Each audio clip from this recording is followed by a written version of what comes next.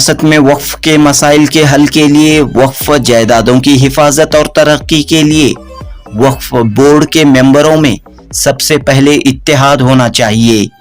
वक्फ board के मेंबरों में unity होनी चाहिए।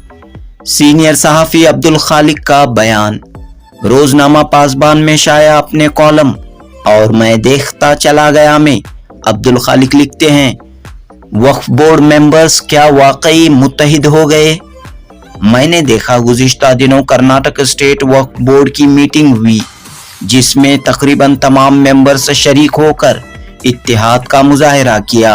इस पर मुसलमानों के एक बड़े तबके में खुशी और मसरत का इजहार किया जा रहा है। आज मुल्क में औकाफ पर शदीद हमले हो रहे हैं। मरकजी हुकूमत वक्फ तरमीमी बिल और वक्फ कानून के जरिए मस्जिदों, मदरसों, दरगाहों, खानकाहों और कब्रस्तानों की जगह को हड़पना चाहती है।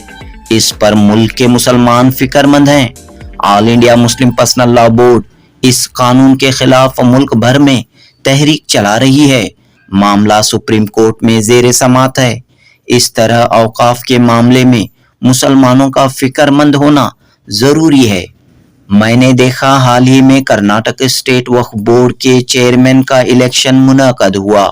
11 रुकनी बोर्ड के लिए 2 मेंबर्स मुतवल्ली ज़मरे से मुंतखब होते हैं।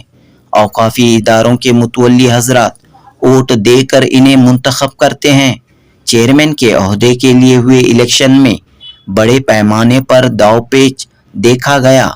आखिरकार गुलबर्गा की दरगाह के सज्जादा नशीन चेयरमैन मुंतखब हो गए। यहाँ से बोर्ड मेंबरों में रसाकशी और ग्रुप बंदी शुरू हो गई। एक ग्रुप के मेंबरों ने वक्फ बोर्ड की मीटिंगों का बायकॉट कर रखा था। आखिरकार हालिया मीटिंग में तमाम मेंबर्स शरीक हो गए। मैंने देखा औकाफ से मुतल्लिक फिक्रमंद मुसलमान वक्फ बोर्ड के अंदर चल रही ग्रुपबाजी से बदजन थे।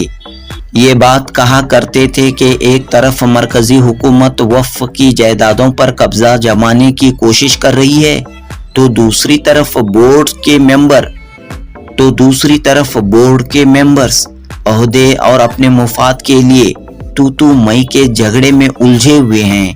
जबकि औकाफ की हिफाजत और निगरानी के लिए बोर्ड के मेंबरों को मुंतखब या नामजद किया जाता है। गर्ज बोर्ड के मेंबरों ने जो कुछ भी किया इसको भूलकर मुत्तहिद होकर औकाफ की हिफाजत और तरक्की के लिए काम करें।